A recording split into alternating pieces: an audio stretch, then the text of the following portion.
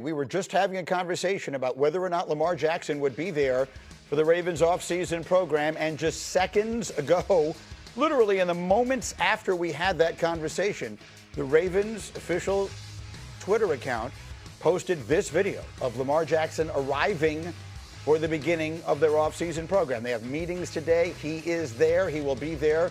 We would then presume for the beginning of their offseason workouts, which we had just discussed was a big deal with a new head coach and a new offensive coordinator. Dan, what is your reaction? Yeah, I love that he's there. That's kind of what we talked about. Let's see if he shows up. Love the sweatshirt. And I think it's the right thing. You know, I know that these are voluntary. I know they're not mandatory. I know it's only the beginning of April. But when you're the face of the organization, one of the best players in the league, and everything is new, I do think it's important for you to show up. Everyone follows Lamar. So this is a good start for Baltimore and their offseason. Yeah, I got to echo a lot of what Dan said. I totally agree. If you're the Baltimore Ravens, you're thrilled. You're thrilled that your guy, the face of your organization, has showed up on day one, because it sets the tempo for everyone within that locker room and that organization. So him being there the first day, that's exactly what you're looking for. He is in that, as I said a moment ago, in the extraordinarily rare in football air of they are now the Baltimore Jacksons. That's what they are. There are very few teams that are like that.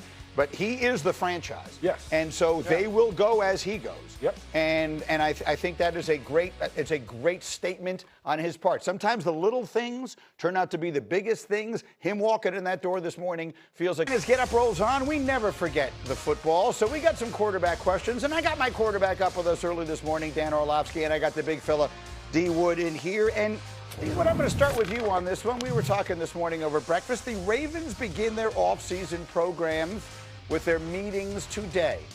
A lot of consideration about whether Lamar Jackson will be there or will not.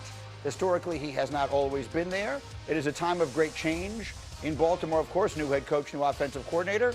What do you think? I think Lamar Jackson needs to be there. And Lamar Jackson, to me, won the battle, for the change in Baltimore. We know John Harbaugh is out. He's with the New York Giants. And so Lamar Jackson is the face of this whole thing, face of the whole organization. We know you got a new head coach in Jesse Mentor. He has a first-time play call in 29-year-old Declan Doyle, okay? I think Lamar Jackson's presence needs to be imprinted all over this program throughout the offseason. Doesn't mean he has to be there every day, but Lamar Jackson's presence needs to be there to kind of get this ship headed in the right direction. I can see Dan nodding along out of the corner of my eye. What do you think, Danny? Yeah, this is the start of the second act. This is the start of what should be Lamar's prime. And I'm not going to overreact to him not being there. Maybe he gets there in the next day or two, but it certainly sounds like that's not going to be the case. And the reality for Lamar and the Ravens is this is the first time it's new for Lamar in the NFL. He's had relatively the same staff in place for the majority of his career, certainly when it comes to the head coaching position. Now, new head coach, new offensive coordinator, new staff. And also, you're coming off of the first time that you were a starter in the NFL where you had a losing record. Lamar started 13 games last year. He was 6-7 as the starter. Now, there's some games, injury, all that, but it's the first time. And so there's a little bit of what we're coming off of a wildly unsuccessful season when it comes to our standards in Baltimore. And now we have a completely new regime. Yeah, I would absolutely want Lamar Jackson there leading the way, saying this is my second act. The first act was sensational. MVP, two-time MVP, and some significant success. This is supposed to be the start of something new and that next step. I'm not going to react to him not being there because we'll give him some time, but I want him there. I think there's also a side to this that there are very few players in the NFL, it's just not this kind of sport, where they are the franchise, right? In most cases, in most places in the NFL, the coach is the franchise. At this point, they have turned everything over. It's the way you said, to Lamar. He was involved in the process of the hiring of the new coach and everything else. Then they wanted to do a contract extension with him. It didn't get done for whatever reason. They didn't get that worked out. Everything doesn't feel, again, I'm talking from, I'm hundreds of miles away. I'm not in the building. I'm not close to the situation. Everything didn't feel right last year. We all assumed it was because of a situation between the coach and the quarterback. Now the coach is gone.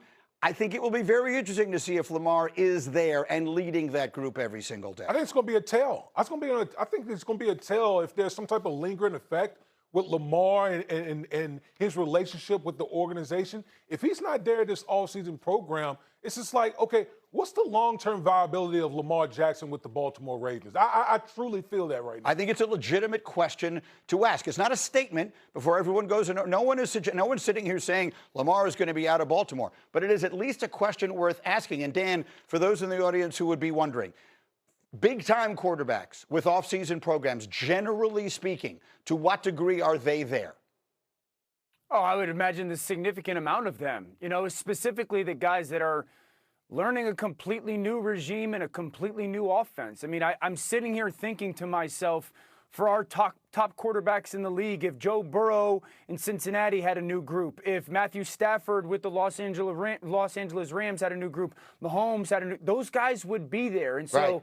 I guess the starting point is, why is Lamar not there? Right, and so we'll see. Again, it's a long week, and we'll see. You know who is there? Derrick Henry is there. So we have cameras who are there watching, and that's Derrick Henry, first day back at it. So the King is in the building in Baltimore. We'll see if his leader is alongside him. Meanwhile, one other quarterback situation, projected #1 overall pick Fernando Mendoza, scheduled with the Raiders tomorrow, with last week's news that they signed veteran quarterback Kirk Cousins. We'll talk a little bit here about when Mendoza should play, but actually, D. Wood, you made an interesting statement to me in our meeting this morning. What was that? I think the signing of Kirk Cousins is one of the best moves in the offseason. I think this is absolutely what the Las Vegas Raiders need, because even Tom Brady alluded to it. A lot of these guys coming out of college, they're just not ready. They're not developed enough to be thrusted into these bad organizations.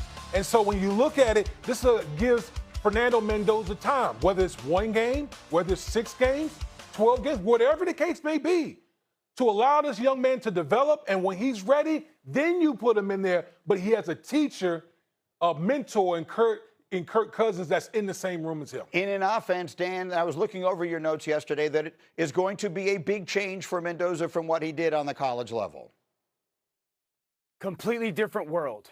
If we're being honest, and people won't say it, I will, Ty Simpson schematically is a better fit or marriage for what the Las Vegas Raiders would do under Clint Kubiak than Fernando Mendoza.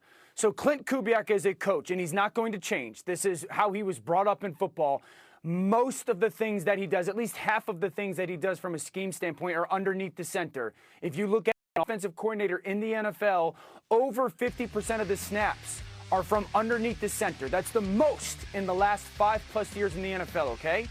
Fernando Mendoza took 5 snaps total from underneath the center in his college career. So this is going to be a drastically different experience for Mendoza when it comes to operating the quarterback position. And America, Kubiak's not changing. He's not going to completely try to change the way he goes about offense. So I think that's going to take much more time for Mendoza to get comfortable playing than people expect. And that's why I say, and this isn't a Simpson thing, that's why I say fit-wise, it's going to be very different. Greeny, remember last year, I was telling everybody the Caleb Williams part of Correct. it in Chicago. It's going to be similar to that.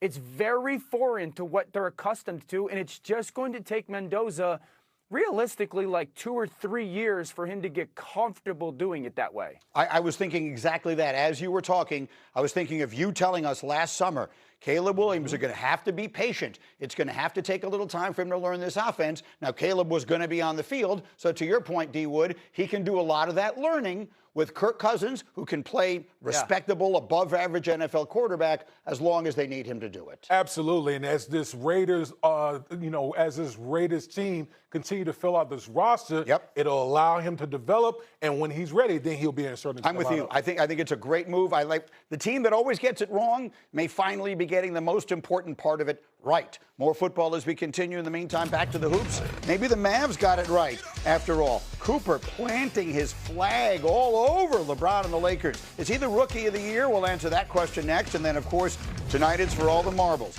Does UConn do the dynasty, or do the Michigan men leave the Huskies feeling go blue? Jay, Will, and Uncle Seth are on their way. And Orlovsky, oh, look, you think Orlovsky is rooting one way or the other? We're back in a flash.